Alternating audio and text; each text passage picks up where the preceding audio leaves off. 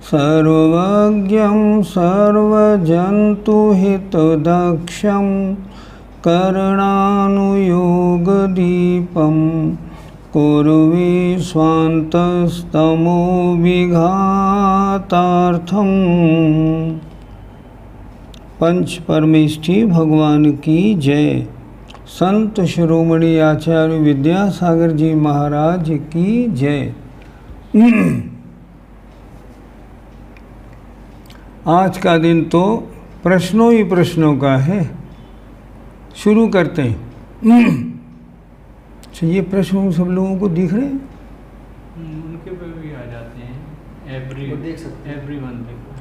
क्या तीर्थंकर प्रकृति का उदय बचपन से ही भगवान को होता है या 13-14वें गुणस्थान में? अगर 13-14वें गुणस्थान में होता है तो भगवान के कल्याणक तो भगवान के घरों में आने के पहले ही शुरू हो जाते हैं। फिर क्या माने? एक्चुअली 13वें-14वें गुणस्थान 13वें में प्रवेश हुआ और तीर्थंकर प्रकृति का उदय स्वमुख से प्रारंभ हो जाता है। तीर्थंकर प्रकृति का बंध अंतःकोड़ा कोड़ी सागर स्थिति वाला होता है, इसलिए अंतर मुहूर्त के बाद उसका उदय प्रारंभ हो जाता है। लेकिन जब तक वह जीव 13वें गुणस्थान में नहीं पहुंचता तब तक तीर्थंकर प्रकृति का उदय अन्य और दूसरी पूर्ण प्रकृतियों के रूप संक्रमित होकर उदय आता रहता है। तो फिर ये कल्याणक कैसे होते हैं? ये तो पहले ही शुरू हो जाते हैं। तीर्थंकर प्रकृति की सत्ता में होने का ये फल है। तीर्थंकर प्रकृति सत्ता में है, बस समय से कल्याणक वगैरह होते जाएंगे, लेकिन उसका उदय हमेशा 13वें गुणस्थान के प्रारंभ से ही होता है।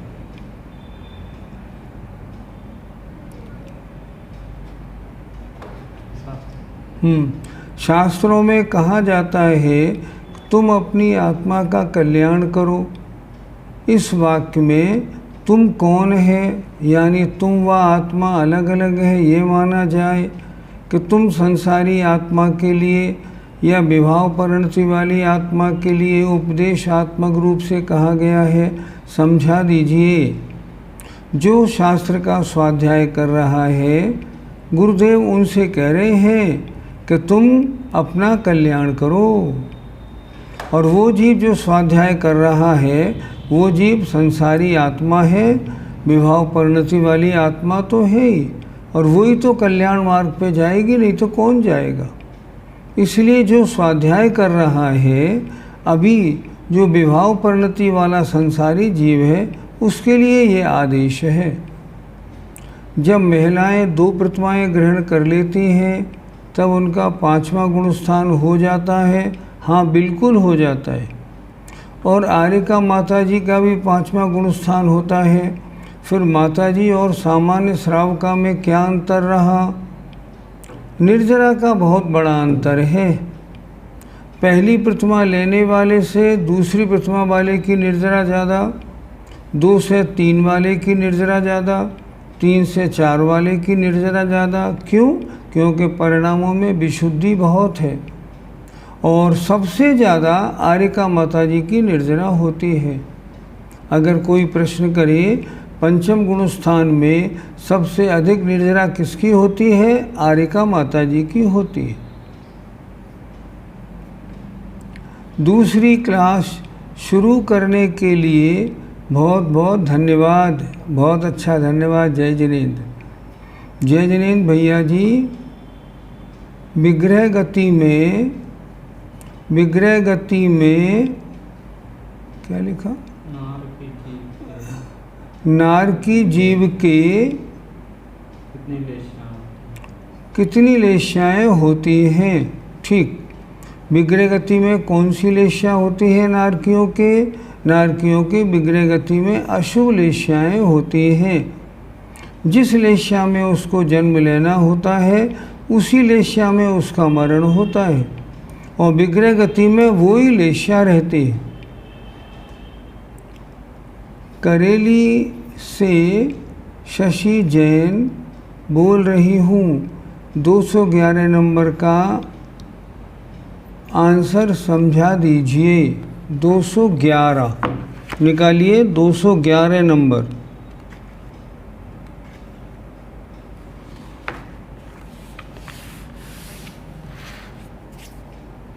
211 में इनका कहना क्या है?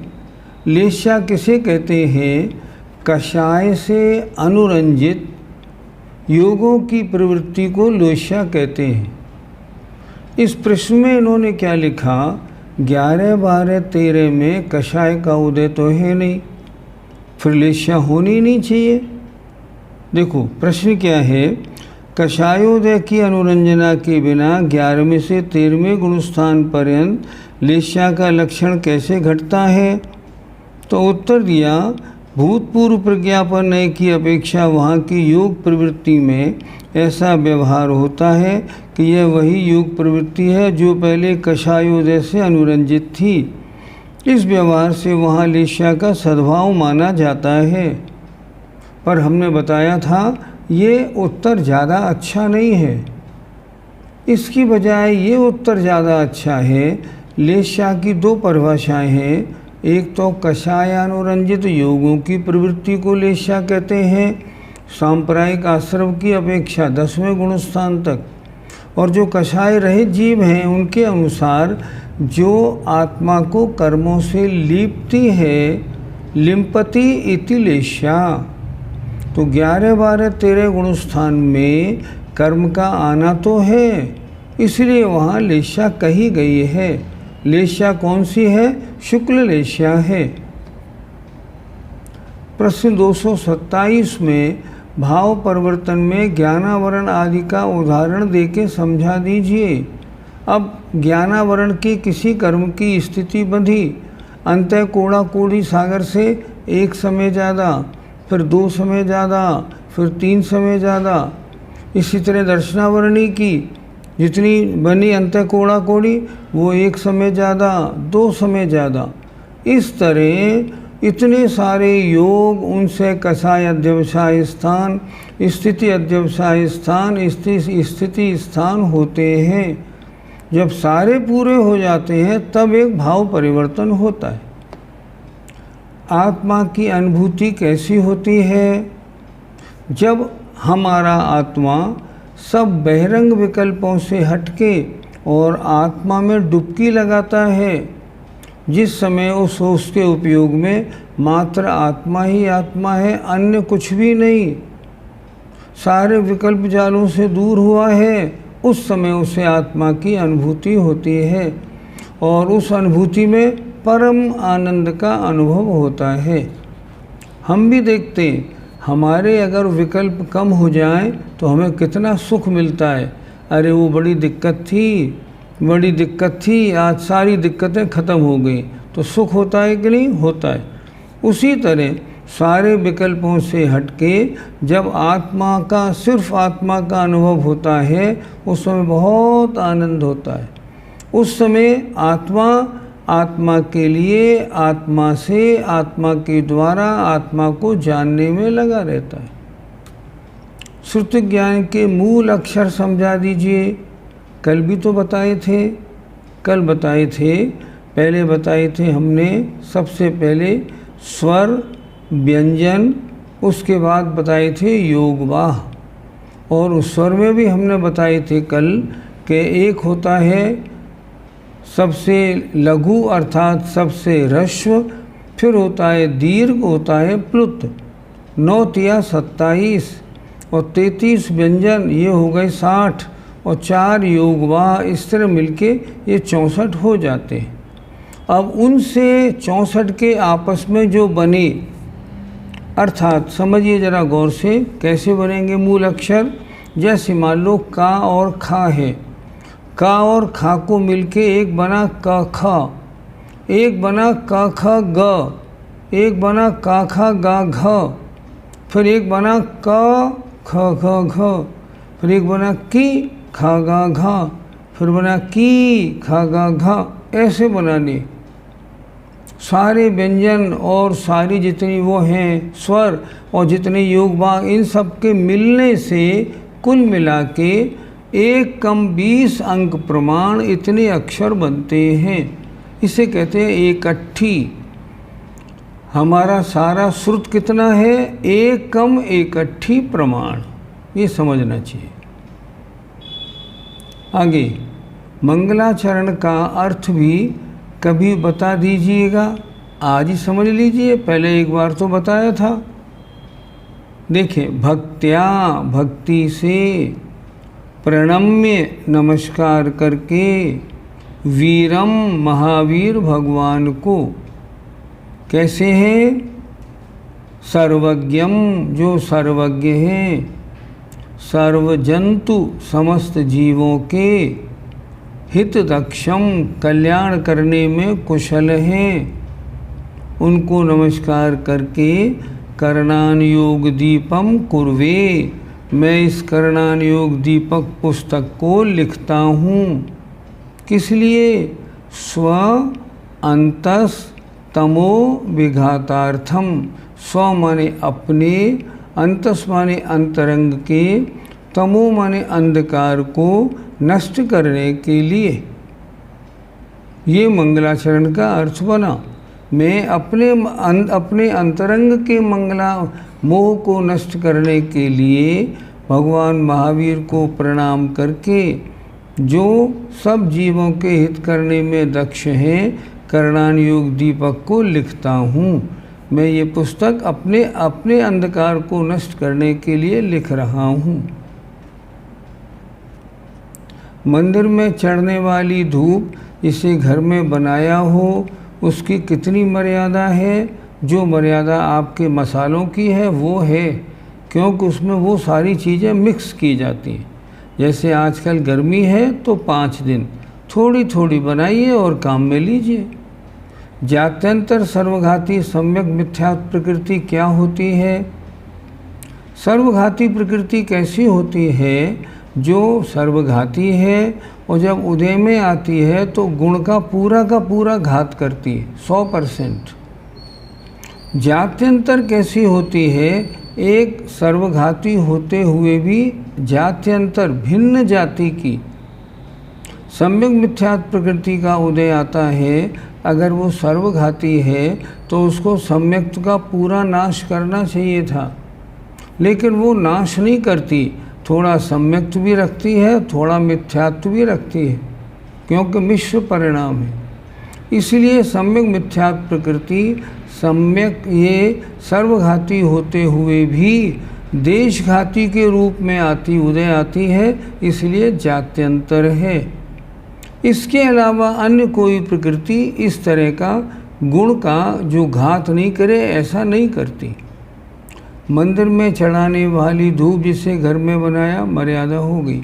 आपने बताया था सूक्ष्म निगोदिया जीव के 6012वें भव के पहले समय में पर्याय ज्ञान होता है, तो क्या इससे पहले भवों में यह ज्ञान नहीं होता? यदि कोई जीव एक या दो ही सूक्ष्म निगोदिया भव लेकर पैदा हो तो क्या उसे ये ज्ञान होगा? और यदि होता है तो ज़्यादा या कम?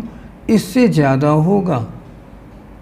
6012 भव में किसी भी भव में उसके पहले दूसरे तीसरे समय में जो पर्याय ज्ञान नहीं, जो ज्ञान होगा पर्याय ज्ञान से ज़्यादा होगा।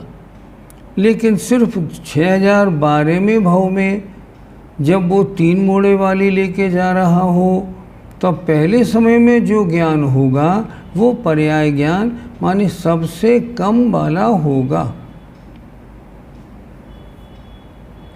षटगुणी हानि वृद्धि बताइएगा, हमें लिखना है।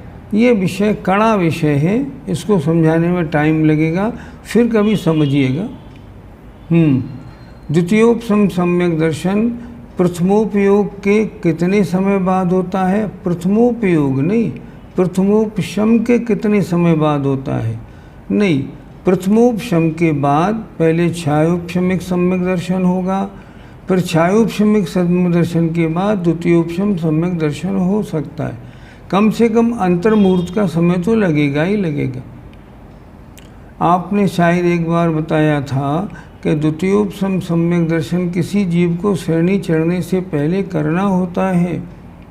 आचार्य श्री ने भी शायद इसका समाधान आपने किया था। क्या किसी मुनिषि के लिए ही द्वितीयोपशम होना कहा था? नहीं, आचार्य श्री ने ये कहा था इस बारे में कि द्वितीयोपसम सम्यक दर्शन मात्र मुनियों के उपसम श्रेणी चढ़ने से पूर्व ही होता है, ऐसी मान्यता नहीं बनाना। क्योंकि द्वितीयोपसम सम्यक दर्शन में ऐसा लिखा हुआ है, ये द्वितीयोपसम सम्यक दर्शन किसी गुणी के लिए होता है, मुनि के लिए नहीं। तो मैंने पूछा आचार्य श्री इससे क्या समझे हम? बोले इससे ये समझो द्वितीयोपसम सम्यक दर्शन अन्य गतियों में भी हो सकता है। मैंने कहा वो क्यों होगा? बोले भावों की विशुद्धि होने पे हो जाएगा। अन्यथा आचार्य ने परिभाषा लिखते समय गुणी क्यों लिखा, मुनि क्यों नहीं लिखा? मैंने कहा ये तो विचारणीय है। बोले इसलिए यहाँ मुनि नहीं गुणी लिखा है, इसलिए मुनियों के अलावा अन्य को भी हो सकता है। जब जाप देते समय तीर्थ आदि स्थान पर भगवान के दर्शन में या तीन लोक की तरफ ही उपयोग लगता रहता है और अपनी आत्मा की तरफ तो चिंतन नहीं रहता, तब किस तरह की पुण्य पाप प्रकृति का आश्रम होता है? आपके चित्त में राग द्वेष रहित अवस्था हो। ध्यान से सुने, तीन तरह के ध्येय होते। एक ऐसे जो ध्यान में आ जाएं, उन्हें हम कहते हैं हेय, पाप बंध का कारण हो जाते हैं, स्त्री पुत्र घर सामग्री आदि। एक होते हैं उपादेय, जो पुण्यबंध के कारण होते हैं। आचार्य श्री का दर्शन किया, तीर्थ का दर्शन किया, मूर्ति का दर्शन किया। एक हेय, एक उपादेय, एक होते हैं गेय। तो ये लोक आदि की जो रचना है, ये तीन लोक की तरफ उपयोग लगाया, ये वस्तु गेय विषय है। आपने आचार्य श्री के दर्शन किए तो आपके प्रशस्त राग था, लेकिन जब लोक का चिंतन आपने किया तब तो प्रशस्त राग भी नहीं था। क्यों? तीन लोक के नक्शे में राग का क्या काम? इसलिए ये चीज़ें गेय है और इनके ध्यान करने से परिणामों की विशुद्धि और ज़्यादा और निर्जरा और अच्छी मानी जाती है। क्या स्वयंभू द्वीप समुद्र के जीवों में छायक सम्यक दृष्टि होते हैं? नहीं होते। छायक सम्यक दृष्टि अगर त्रिंश बनेगा तो सिर्फ भोग भूमि का बनेगा और कहीं का नहीं। आगे चलो। सिद्ध भगवान के कई भेद होते हैं। एग्जाम्पल तप सिद्ध, चारित्र सिद्ध। मुझे नए सिद्ध की परिभाषा जाननी है। सुधा सागर जी महाराज ने एक शंका समाधान में बताया था, नए सिद्ध का मतलब है जो निरंतर शुद्धोपयोग का आश्रय लेकर, निश्चय का आश्रय लेकर अधिकांश रूप सिद्ध हुए हों, वे नए सिद्ध है। ऐसा जानना चाहिए। जो जीव कोमा में रहता है उसे भक्त भक्तामर आदि धर्म सुनाना चाहिए या नहीं? बिल्कुल सुनाना चाहिए। कारण कोमा में तो है, लेकिन उसकी इंद्रियां अभी कार्य कर रही हैं। एक बार का विषय मुझे याद आया। जब एक जगह आचार्य श्री पहुँचे तो वहाँ लोगों ने कहा, महाराज जी जरा उनको एक बार दर्शन आप ज़रूर दे दीजिए। क्यों? कि वो कोमा में है, बस समझो मरने ही वाले हैं, उन्हें होश ही नहीं है। महाराज जी बोलो चलो चलते हैं। महाराज जी गए तो लोगों ने रास्ते में बताया, महाराज जी ये तो दिन भर जाप देते रहते थे, बहुत अच्छे परिणाम वाले हैं। अच्छा देखते हैं। आचार्य श्री पहुँचे, वो कोमा में थे बिल्कुल। आचार्य श्री ने एक माला मंगा के और उनके हाथ के ऊपर डाली। माला मंगा के हाथ के ऊपर रख दी। ऐसे हाथ पर रखते ही उनका अंगूठा चलने लगा। आचार्य बोले देखो कोमा में तो है, लेकिन अभी होश कितना है, देखो अंगूठा क्यों चला। इसलिए ये कैसे ही कोमा में हो, इनको स्तोत्र पाठ सुनाते रहना। मालूम नहीं स्तोत्र आप जो सुना रहे हैं उनके जो अक्षर हैं वो क्या अपना प्रभाव दिखाएं। शास्त्रों में ये भी लिखा है, जब कोई जीव समाधि कर रहा हो या कोई भी जीव हो, हमारे आपके घर का किसी के घर का हो, अगर उसका डॉक्टर कह दे ये मर गए हैं, तो भी अंतर्मूर्त बात तक उनको मंत्र सुनाना चाहिए। क्योंकि कभी कभी डॉक्टर लोगों से भूल हो जाती है और ऐसी घटनाएं अखबार में आ जाती हैं पढ़ने को कि एक डेड बॉडी जा रही थी, रास्ते में उसमें चेतना आ गई, या किसी व्यक्ति को वहाँ श्मशान में रखा अग्नि के ऊपर और वो खड़ा हो गया। ऐसी घटनाएं मिलती हैं। इसका मतलब कोमा में भी शक्ति रहती है चिंतन की, डॉक्टर लोग उसको नहीं पकड़ पाते, ये बात दूसरी है। इसलिए मरने के बाद भी एक अंतर्मूर्तक पाठ सुनाने का विधान शास्त्रों में दिया गया है। पुद्गल प्रचय माने समूह, पुद्गल प्रचय माने पुद्गल का समूह। क्या सभी केवली भगवान समुद्घात करते हैं? आचार्यों की दो मान्यताएं हैं। एक मान्यता वीरसेन स्वामी की, उनका कहना ये है कि सारे केवली समुद्घात करते हैं। कुछ आचार्यों ने ऐसे लिखा है कि केवल ज्ञान होते समय जिन जीवों की आयु 6 महीने से अधिक रहती है वो समुद्घात करें या नहीं करें, लेकिन जिनकी आयु 6 महीने से कम रहती है और तब केवल ज्ञान होता है, उनका समुद्घात होता ही होता है। लेकिन वीरसेन स्वामी तो स्पष्ट लिखते हैं ये बात घटित नहीं होती, सभी केवली समुद्घात करते ही हैं। ऐसा केवली और शुद्ध केवली में क्या अंतर है? क्या वे उसी भव में मोक्ष जाते हैं? केवली वो हैं जिनके 4 घातिया कर्म नाश हो गए हैं, जिनका गुणस्थान 13वां 14वां है, और शुद्ध केवली अभी मुनि अवस्था में है। श्रुत केवली का मतलब होता है जिन्होंने संपूर्ण श्रुत माने अंग प्रविष्ट और अंगवाह्य पूरे द्वादशांग के जो ज्ञाता हो गए हैं, ऐसे मुनि महाराज श्रुत केवली कहलाते हैं। इनका गुणस्थान 6-7 रहता है। श्रेणी मारते हैं तो ऊपर के गुणस्थानों में चढ़ते हैं। दोनों में बहुत अंतर है। ये अभी साधु हैं, वे अरहंत परमेष्ठी हैं, बहुत अंतर होता है। आगे 13 गुणस्थान जरा देखना, 13 गुणस्थान संयोग केवली की संख्या जीवों की 8 लाख बताई है,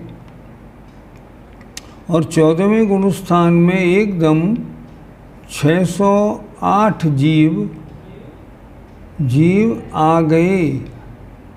ऐसा कैसे, ऐसा किस कारण से होता है? मोक्ष क्यों नहीं जा पाते हैं सारे जीव? क्या नियम है केवल 608 जीव ही जाएंगे? तो फिर प्रश्न है बाकी बचे जीव कहाँ उत्पन्न होते हैं, और क्या वे भविष्य में मोक्ष जा पाएंगे? नहीं, ऐसे नहीं। देखिए, केवली अवस्था में रहने का उत्कृष्ट काल कितना है? संख्यों वर्ष।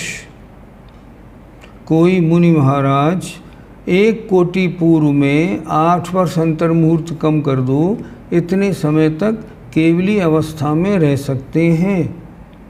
इसलिए अगर छपक श्रेणी वाले जीव उनमें आए तो आ जाओ, लेकिन 13वें गुणस्थान से 14वें गुणस्थान में 608 जीव ही 6 महीने 8 समय में जाएंगे। ये नियम है पक्का, इसलिए इसमें कोई आपत्ति नहीं। सारी मिथ्या दृष्टि दोबारा प्रथमोपशम सम्यक्त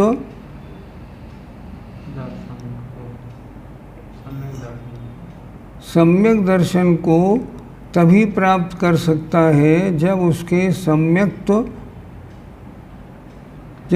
सम्यक्त्व तथा सम्यक मिथ्यात्व इन दो प्रकृतियों की स्थिति एक सागर से कम शेष रह जाए। संगी पंचेंद्री के एक सागर नहीं, पृथक्त्व सागर, और एक इंद्रिय जीव के एक सागर। अगर सम्यक मिथ्यात्व सम्यक प्रकृति की पंचेंद्रिय जीव के स्थिति पृथक्त्व सागर से कम रह गई है, अब उसको छायोपशमिक सम्यक तो नहीं होगा, अब उसको जब भी होगा तब उसको प्रथमोपशम ही होगा, ऐसा नियम है। सिद्ध भगवान के 8 गुणों में अगुर लघुत्व और द्रव्य के अगुर लघुत्व दोनों में क्या अंतर है? हाँ, अंतर है बिल्कुल।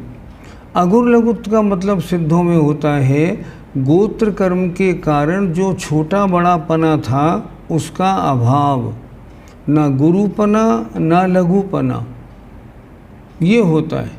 और वैसे अगुर लघुत्व का मतलब होता है एक द्रव्य के गुण अन्य द्रव्यों में नहीं जाने देना और अन्य द्रव्य के गुण अपने में रिसीव नहीं करना।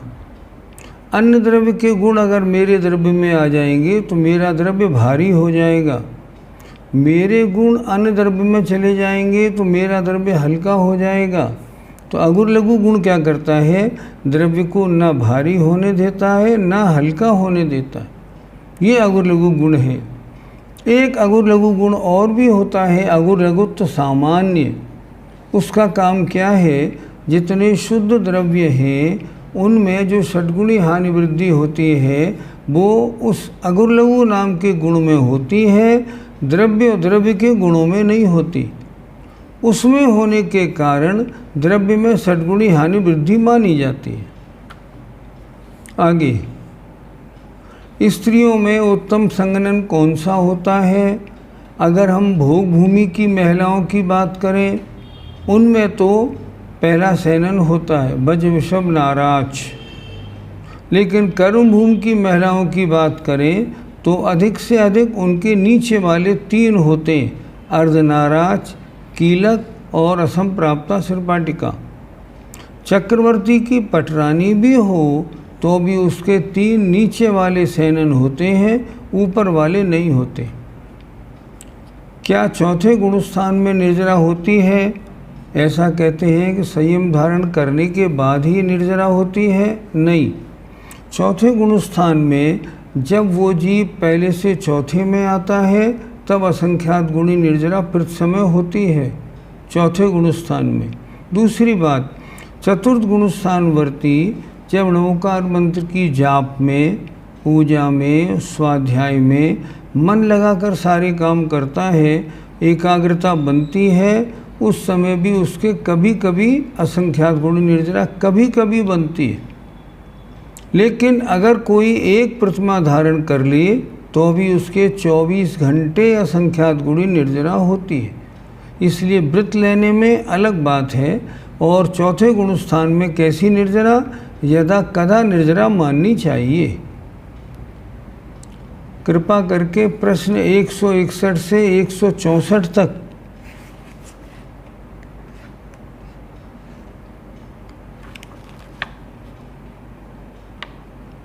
नहीं, ये प्रश्न अभी मैं नहीं समझाऊंगा क्योंकि ये बड़े गहन हैं, इसलिए मैंने पढ़ाए भी नहीं थे। अगर आपको पढ़ने हो तो गोमटसार जीवकांड से देख लीजिए। कृतकृत्य बेजक समझा दीजिए। कृतकृत्य बेदक क्या होता है? जब कोई जीव दर्शन मोहिनी का क्षय करने के लिए आगे बढ़ता है तो कैसे करता है? पहले उनने 3 करण किए और अनंतानुबंधी की विसंयोजना की। उसके बाद फिर उसने 3 करण किए और मिथ्यात्व के सारे द्रव्य को सम्यक मिथ्यात्व में दे दिया। फिर सम्यक मिथ्यात्व के द्रव्य को सम्यक प्रकृति में दे दिया और सम्यक प्रकृति का अनंत बहुभाग क्षय कर दिया। अब क्या बचा? सम्यक प्रकृति का अनंतमा भाग आत्मा में शेष रहा। उस समय वो कहलाया जाता है कृतकृत्य वेदक। अभी तक यहाँ ये छायोपशमिक सम्यक दृष्टि है। अब अगर मान लीजिए यहाँ इसने पहले आयु बांध रखी है और यहाँ इसकी आयु समाप्त हो जाती है, तो ये जीव चारों गतियों में जा सकता है, और जिस गति में जाएगा उस गति में पर्याप्त होने से पहले ही सम्यक प्रकृति के शेष द्रव्य को क्षय करके छायक सम्यक दृष्टि बन जाएगा। कृतकृत्य वेदक की अपेक्षा छायक सम्यक दृष्टि चारों गतियों में प्राप्त, चारों गतियों में मिलते।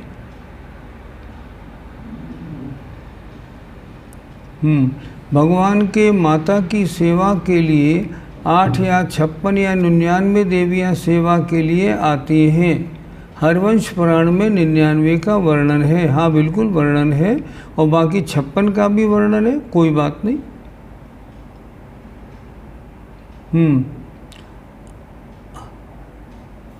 प्लीज मुटे कर लीजिए, क्या लिखा, अनीता जैन, प्लीज म्यूट कर, वो म्यूट। एक बार स्वयंभू रमण द्वीप और जीव संबंध के बारे में समझाइए।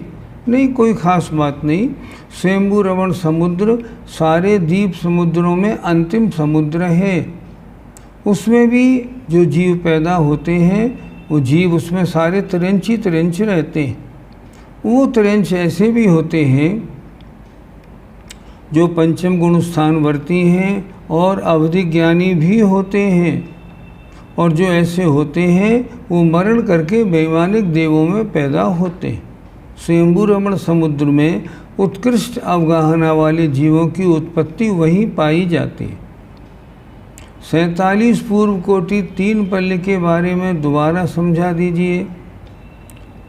देखो, एक पूर्व में 84 लाख इंटू 84 लाख वर्ष होते हैं। ऐसे में 1 करोड़ से और गुणा करो, तब ये होता है 1 कोटि पूर्व। प्रश्न क्या है? प्रश्न ये है, कोई जीव अगर निरंतर मनुष्य बनता रहे तो कितने समय तक बनता रहेगा? 47 करोड़ पूर्व और 3 पल्ले तक। इसके बाद उसे मनुष्य पर्याय छोड़नी पड़ेगी। कुछ लोगों की धारणा है 48 भव के बाद मनुष्य पर्याय छोड़नी पड़ती है, पर यह धारणा ठीक नहीं। आचार्यों ने ऐसा नहीं लिखा। उन्होंने कहा है 47 करोड़ पूर्व 3 पल्ले में आप हजारों लाखों भव ले सकते हैं मनुष्य पर्याय के, लेकिन समय इससे ज़्यादा नहीं मिलेगा। 47 करोड़ पूर्व 47 पूर्व कोटि 3 पल्ले के बाद मनुष्य पर्याय तो छोड़नी ही पड़ेगी। विग्रह गति का गुणस्थान कैसे समझें? हमारे ज्ञान का विषय नहीं, लेकिन विग्रह गति में 3 ही गुणस्थान हैं, 1, 2 और 4। सम्यक दृष्टि होगा, मान लो कोई मुनि महाराज श्रेणी में है या कोई वृत्ति है, सम्यक दृष्टि मरण करता है, चौथा गुणस्थान विग्रह गति में रहेगा। अन्य जीवों का पहला और दूसरा गुणस्थान रह सकता है। ये हमारे ज्ञान का विषय नहीं, हमारे हाथ का भी विषय नहीं। जब भगवान विहार करते हैं तब उनके सिर पर छत्र लगा रहता है और चमर ढोरे जाते हैं क्या? हाँ, कुछ आचार्यों ने ऐसा लिखा है कि तीनों छत्र लगे रहते हैं और चमर बराबर ढुरते रहते हैं, उनकी शोभा बनी रहती। कुछ आचार्यों ने ऐसा लिखा है। आगे, आपका सौभाग्य था कि आचार्य श्री का सानिध्य मिला और उनसे आपका पिछले जन्मों का संबंध रहा होगा। गुरुजी, हमें भी लगता है कि हमारा आपसे पिछले जन्मों का संबंध है, और साथ ही हमारा सौभाग्य है कि आपसे पढ़ने का अवसर मिला। आप इतने अच्छे ढंग से पढ़ाते हैं, हम आपका ऋण कैसे चुकाएंगे? नहीं, ऋण चुकाइए। कैसे चुकाएंगे? जो आपको पढ़ाया है उसको याद रखिए और जीवन में उतारिए। एक सूत्र है तत्वार सूत्र का, परस्परोपग्रहो जीवानाम। उसमें उन्होंने क्या लिखा? गुरु शिष्य को पढ़ाता है, ये गुरु का शिष्य पर उपकार है, और शिष्य पढ़ने के बाद औरों को पढ़ाए या उसको अपने जीवन में उतारे, ये शिष्य का गुरु पर उपकार है। हिसाब बराबर हो जाएगा, उसमें कौन सी बात है, जीवन में उतार लीजिए।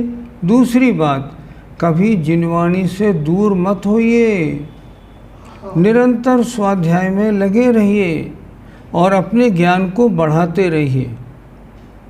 आचार्य जी कहते हैं अगर कोई आशीर्वाद मांगे ना तो एक ही आशीर्वाद दो, तुम्हारे ज्ञान और वैराग्य की वृद्धि हो, और इससे बड़ा कुछ नहीं है।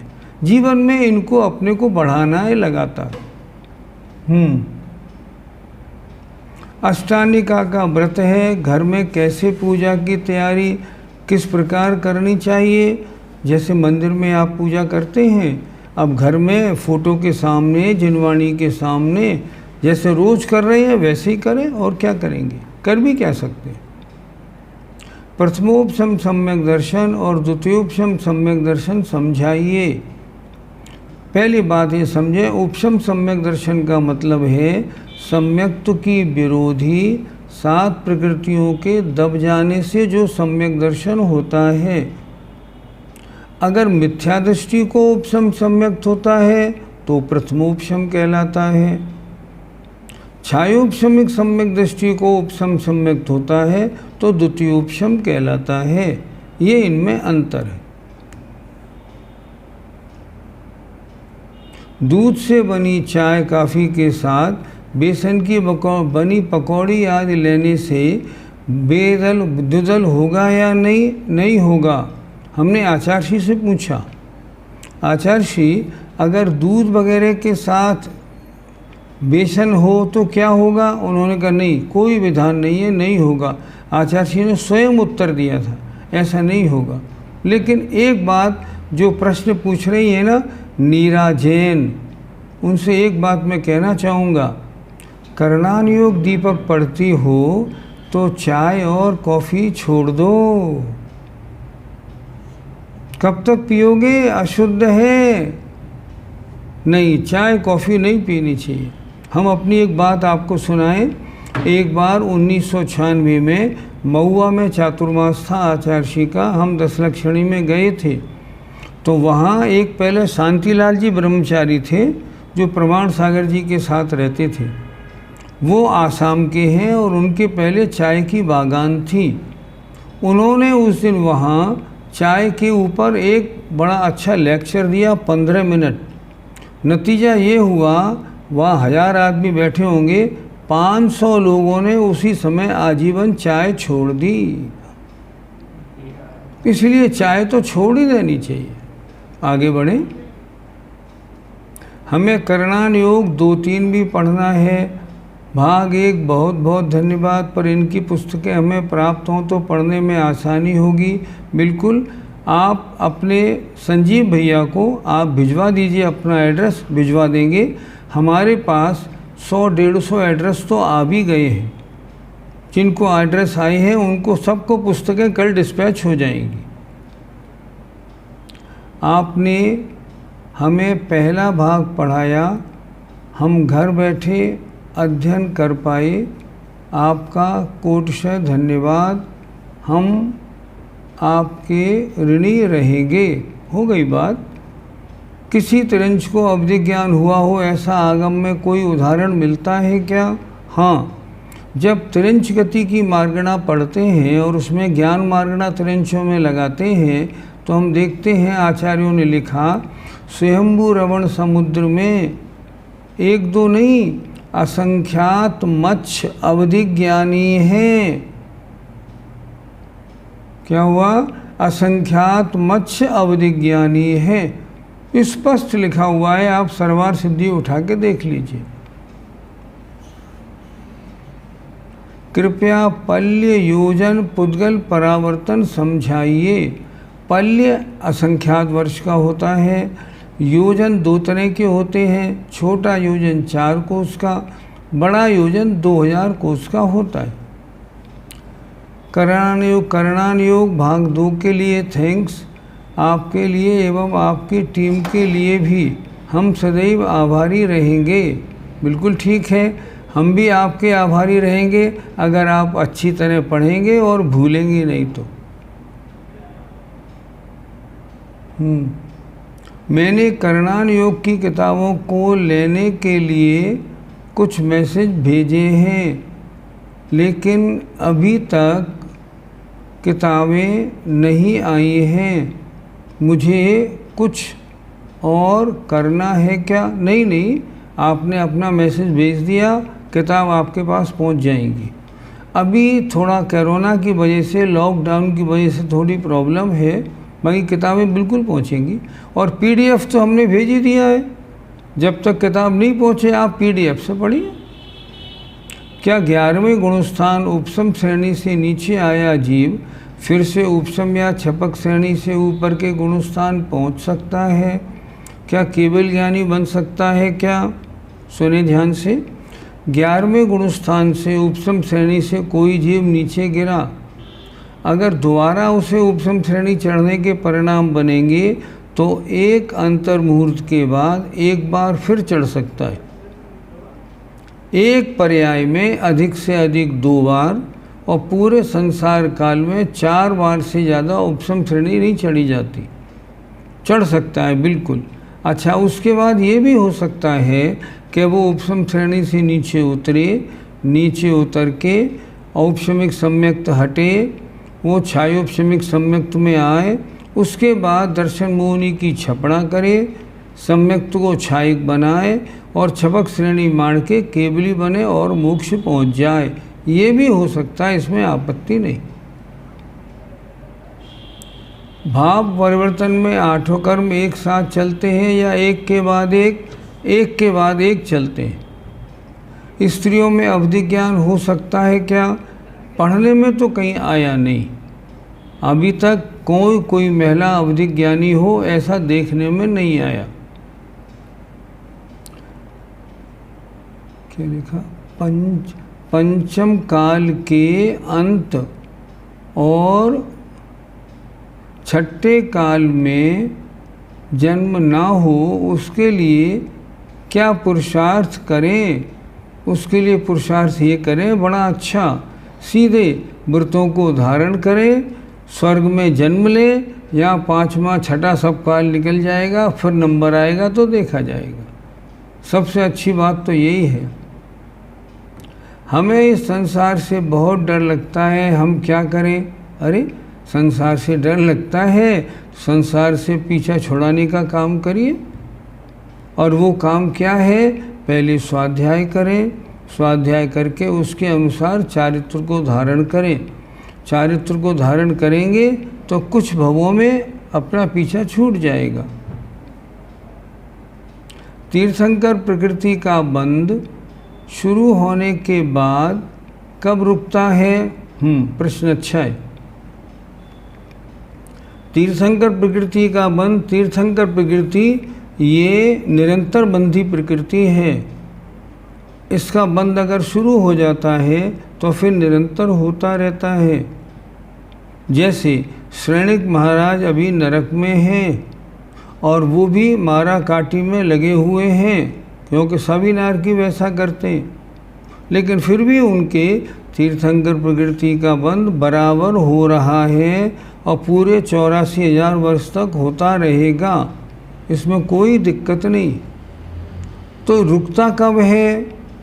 रुकता ऐसे है कि अगर किसी जीव के छायोपशमिक सम्यक दर्शन हो और तीर्थंकर प्रकृति का बंध प्रारंभ हो गया हो और उसने तीसरे नरक की आयु बांध ली हो, तो वो जीव जब तीसरे नरक मरने के समय जाएगा तो यहाँ अंतिम समय एक अंतर मुहूर्त के लिए उसका सम्यक तो छूटेगा और उस पर्याय में जब नरक में पहुँचेगा तो वहाँ एक अंतर मुहूर्त के बाद सम्यक तो होगा। तो इन 2 अंतर मुहूर्त में जब सम्यक तो छूटा तब तीर्थंकर प्रकृति का बंध नहीं हो पाएगा। यहाँ रुकावट आती है। दूसरी बात, हम परिणामों की विशुद्धि की बात करें तो ऊपर अगर हम देखें तो 8वें गुणस्थान के 6ठे भाग तक तीर्थंकर प्रकृति का बंध होता है। तो अगर कोई जीव तीर्थंकर प्रकृति का बंध करने वाला अगर उपसम श्रेणी में 8वें गुणस्थान के छठे भाग से ऊपर जाएगा तो 8वें गुणस्थान के छठे भाग के बाद तीर्थंकर प्रकृति का बंध होना रुक जाएगा। इन दो कारणों के अलावा तीर्थंकर प्रकृति का बंध उस जीव के कभी नहीं रुकता।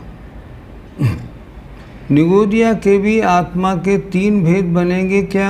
आत्मा के भेद कैसे बनेंगे? वो तो बहिरात्मा है, उसमें तो कोई सवाल ही नहीं है। आप हमें क्लास के अंत में रोज़ 1-2 आचार्य जी के संस्मरण सुना दीजिएगा, क्योंकि आपसे सुनने के बाद घर में सुनाते हैं तो सबको बहुत अच्छा लगता है। ठीक, हम आपकी आज्ञा का पालन आज भी करेंगे, ठीक है?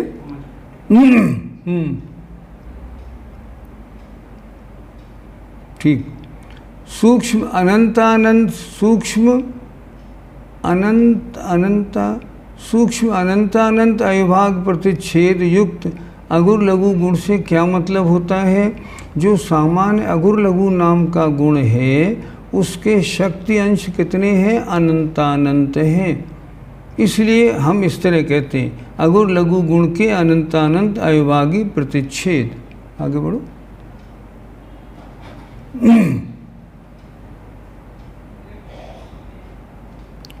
व्यक्त अव्यक्त प्रमाद से क्या जाने? व्यक्त जो स्पष्ट है, अव्यक्त जो स्पष्ट नहीं है। व्यक्त माने प्रगट और अव्यक्त माने अप्रगट। क्रमबद्ध पर्याय किताब एक बार गलती से पढ़ ली थी, कृपया इसे ठीक से समझा दीजिए। क्रमबद्ध पर्याय का सिद्धांत जिन लोगों का है वो क्या कहते हैं? जैसा जैसा केवली ने देखा है हमारा परिणमन वैसा वैसा ही होगा। ये सिद्धांत बिल्कुल गलत है। ये तो सिद्धांत हिंदू धर्म के अनुसार बन गया कि भगवान की मर्जी के बिना पत्ता नहीं हिलता। कहना क्या चाहिए? कोई द्रव्य अपनी उपादान कारण शक्ति के अनुसार जैसे जैसे निमित्त मिलने पर जैसा जैसा परिणमन करेगा केवली उसको पहले से जानते हैं। मैंने एक बार कांजी स्वामी का एक लेख प्रवचन पढ़ा था, उसमें लिखा था तुम क्या चिंता करते हो? जिस समय ये मेज़ बननी होगी उस समय लकड़ी दौड़ के आएगी, कील अपने आप ठुकने लगेंगी, हथौड़ी चलने लगेंगी और मेज़ को बनना पड़ेगा, क्योंकि केवली ने देखा है। ऐसा किसी शास्त्र में नहीं लिखा।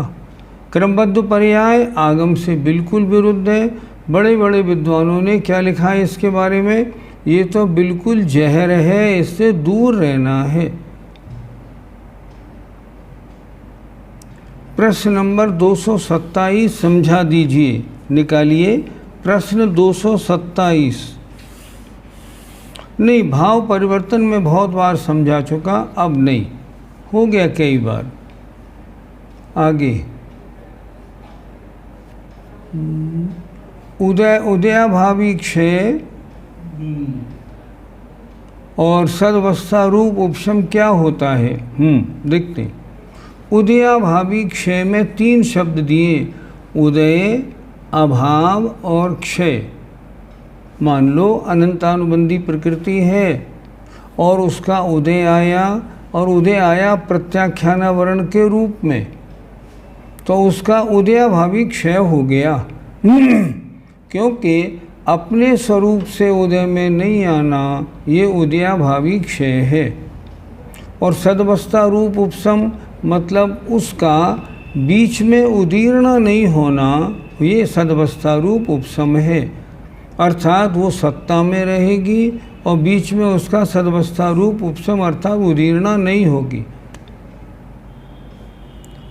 प्रमाद को कैसे छोड़ें? कभी कभी बहुत प्रमाद आता है, इसका क्या कारण है? आपने अभी प्रमाद को सांसारिक भाषा में समझा। प्रमाद माने आलस्य नहीं,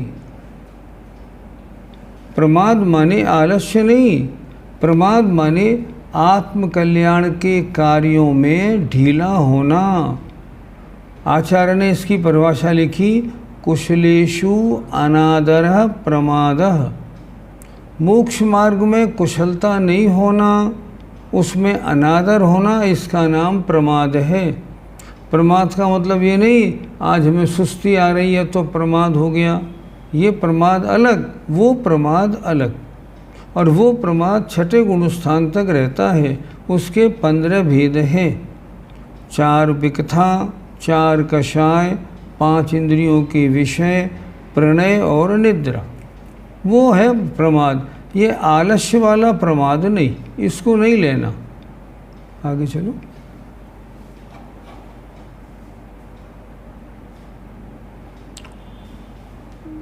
छठे गुणस्थान गिरने से ही बनता है क्या? हाँ, छठा गुणस्थान हमेशा 7 में से गिरने से बनेगा। नीचे वाला कोई छठे में जा नहीं सकता, ऊपर वाले उतरेंगे तो 7 से 6 में आएंगे और 6 वाला 7 में जाएगा। 5वें गुणस्थान वाले अगर छठे में आएंगे तो 5 से 7 और 7 से 6 ऐसे आएंगे। आगे बढ़ाओ। प्रमाद दूर कैसे करें? प्रमाद दूर करने के लिए 7वें गुणस्थान में मुनि बन जाएं तो अप्रमत्त अवस्था हो जाएगी, प्रमाद अपने आप दूर हो जाएगा। आत्मा में लीन होंगे, सारे प्रमाद छोड़ देंगे। और जब तक 7वें गुणस्थान वाले मुनि नहीं बनते हैं तब तक प्रमाद से पीछा छूटने वाला नहीं है। आगे आगे बढ़ो और आगे बढ़ो, बढ़ो बढ़ो बढ़ो। गति मार्गणा में सम्यक दर्शन समझाना, इसमें अच्छी तरह लिखा हुआ है, आप देख लें, सरल है बिल्कुल विषय। सभी गुणस्थान में 5 भावों का क्रम लिखवा दीजिए। सभी गुणस्थानों में 5 भावों का क्रम नहीं होता, इसमें क्रम नहीं होता। ये इसमें ऐसे पढ़ा जाता है कि किस गुणस्थान में कितने भाव होते हैं। इससे पढ़ने का ढंग क्या है? पहले ये पढ़ना होता है कि कौन सा भाव कितने गुणस्थान तक रहता है, फिर ये निकाला जाता है किस गुणस्थान में कितने भाव पाए जाते हैं, उसके हिसाब से ये होता है। इनका क्रम कुछ नहीं होता। अधय प्रवृत्त करण किन जीवों के बनेगा? जो करण लब्धि में आएंगे उनके सबसे पहले अधय प्रवृत्त करण होगा, फिर अपूर्व करण होगा, फिर अनुवृत्ति करण होगा। ये क्या है? ये एक्चुअली परिणामों की विशुद्धि की 3 स्टेज हैं। आगे बढ़ो और चलो चलो। यदि द्वितीयोपशम सम्यक तो अन्य गति के जीवों को भी संभव है, तो मनुष्यों के अतिरिक्त अन्य गति के जीव उपशम श्रेणी कैसे चढ़ेंगे? नहीं, ये बात नहीं। आचार्य जी ने कहा था कि द्वितीयोपशम सम्यक तो अगर किसी गुणी के होता है, जैसा आचार्यों ने परिभाषा में लिखा है, तो फिर वो मात्र उपशम श्रेणी के लिए नहीं होगा। उपशम श्रेणी चढ़ने के लिए द्वितीयोपशम चाहिए, पर कभी द्वितीयोपशम सम्यक दर्शन ऐसा भी हो सकता है जो बिना उपशम श्रेणी के भी हो जाए, इसलिए वहाँ लिखा है किसी भी गुणी के होता है। क्या केवली भगवान मस्तिष्क से सांस लेते हैं? ऐसा किसी प्रवचन में सुनना था। नहीं, ऐसा नहीं होता। केवली भगवान जैसे हम सांस लेते हैं वैसे ही लेते। सांस लेने का ढंग एक ही होता है। बहुत से लोग क्या कहते हैं, तीर्थंकर भगवान की दिव्य ध्वनि सर्वांग से होती है। नहीं, सर्वांग से नहीं होती। यहाँ से कोई दिव्य ध्वनि होगी क्या? नहीं होगी। क्या इन हाथ की उंगलियों से दिव्य ध्वनि होगी क्या? नहीं होगी। दिव्य ध्वनि यहीं से होती है। जितनी भी दिव्य ध्वनि यहीं से होगी। सांस यहीं से ली जाएगी, यहाँ से सांस नहीं ली जाती। आगे और चलो, अरे आगे बढ़ो भाई।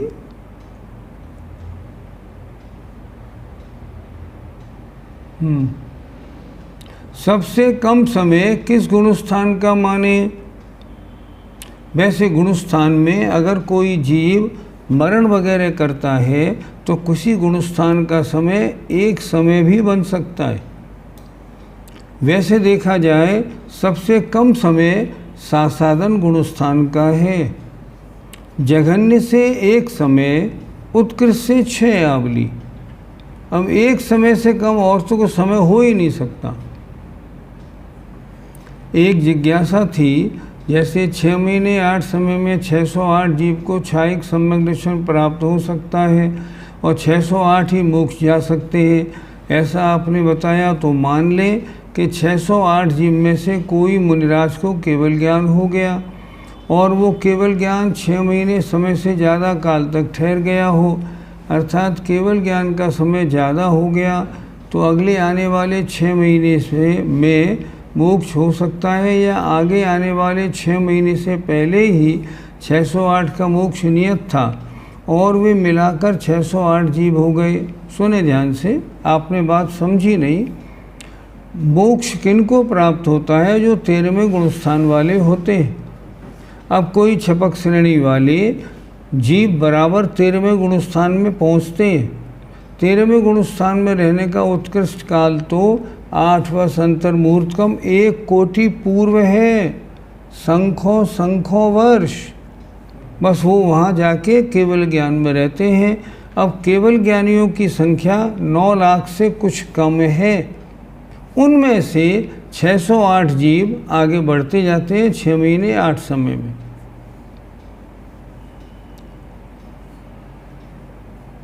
सादर प्रणाम। जय जनी। मेरी जिज्ञासा है कि प्रातः यानी सुबह जिन सहस्रनाम स्तोत्र का पाठ करना ज़्यादा श्रेयस्कर है या स्वाध्याय करना? प्लीज़ समाधान करें। देखिए, अगर आपने सहस्रनाम स्तोत्र का पाठ किया तो उसका अर्थ आपके समझ में बिल्कुल नहीं आएगा। अर्थ रहित तो अगर आप कोई करते हैं पढ़ना तो ज़्यादा लाभकारी नहीं होता, और स्वाध्याय आप करते हैं तो वो आपको समझ में आता है, इसलिए स्वाध्याय ज़्यादा उपयोगी है। हमेशा ध्यान रखें, आप कोई भी पूजा पढ़ें, कुछ भी पढ़ें, वो पढ़ें जो आपके समझ में आ जाए, अन्यथा नहीं समझ में आएगा तो कोई फ़ायदे वाली बात नहीं होगी। उसका अर्थ आपके समझ में आना चाहिए।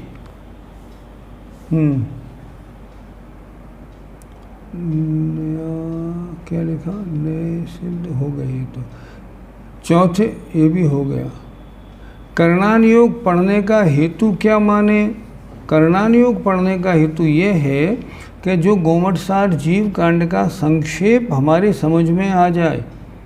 गोमटसार जीव कांड तो बहुत मोटा ग्रंथ है, उसमें 1800 गाथाएँ भी हैं, उनके पढ़ने का समय तो हमारे पास है नहीं। तो फिर हम क्या करें? फिर हम ये करें करणान योग दीपक पढ़ लें। इससे हम सारे गुणस्थान, मार्गणाएँ, इन सब के जानकार हो जाएंगे। हमको ये मालूम पड़ेगा कि हमारा गुणस्थान कौन सा है और इस गुणस्थान से ऊपर आने की व्यवस्था कैसे बन सकती है। योग मार्गणा की परिभाषा में पुद्गल विपाकी से क्या जाने? जिन कर्मों का फल पुद्गल में होता है वो पुद्गल विपाकी होती हैं। जैसे नाम कर्म का फल पुद्गल में शरीर में होता है, तो नाम कर्म पुद्गल विपाकी। तीर्थंकर भगवान के समवशरण में अनेक केवली होते हैं, उनका बैठने का स्थान कहाँ होता है? वे भी तो अरहंत परमेष्ठी हैं। हमने आचार्य जी को प्रश्न पूछा था, उन्होंने कहा था तीर्थंकर भगवान के समवशरण में जितने केवली होते हैं वो कोठा नंबर 1 में बैठते हैं। हमने कहा कैसे बैठते होंगे? ज़मीन से 4 अंगुल ऊंचे हो जाते हैं बस, बाकी उनका कोई सिंहासन, गंधकुटी वगैरह वहाँ नहीं लगती। जम्बू स्वामी के बारे में क्या वो शुद्ध केवली थे? नहीं, शुद्ध केवली नहीं, वो केवली थे, उनको तो मोक्ष हो गया। क्रियाओं का पालन कर रहे पर प्रतिमा नहीं है तो क्या फल होगा? कर्म को हल्का करने के लिए क्या करें? आप क्रियाओं का पालन कर रहे हैं और प्रतिमा का नियम नहीं लिया है, निर्जरा नहीं होगी। अगर प्रतिमा पालन नहीं करते तो जो गलत कार्य करने से पाप लगता उससे तो आप बच गए, लेकिन जब तक आप संकल्प नहीं करेंगे ना तब तक निर्जरा आपकी नहीं होगी। आचार्यों ने क्या लिखा? नियम कौन नहीं लेते हैं? जिनको उस चीज़ के सेवन का कभी मौका पड़ जाए तो सेवन कर लेंगे ऐसा विचार बना रहता है, वो नियम नहीं लेते हैं। जैसे किसी ने कहा आलू नहीं खाना, आलू तो नहीं खाएंगे मान लो, और कल को अमेरिका जाना पड़ा तो क्या करेंगे? इसलिए हम आलू खाते तो नहीं हैं पर त्याग नहीं लेते। त्याग कौन नहीं करते हैं? जिनके कभी खाने का भाव बना रहता है वो लोग त्याग नहीं करते। लेकिन ऐसे त्याग नहीं करने से निर्जरा बिल्कुल नहीं होती है। निर्जरा कब होती है? जब आप प्रतिमाएं धारण करें। प्रतिमा धारण नहीं है तो प्रतिमा वाली निर्जरा की बात नहीं होती। अरे क्या गड़बड़ कर दी? चालू अपने आप हो रहा है,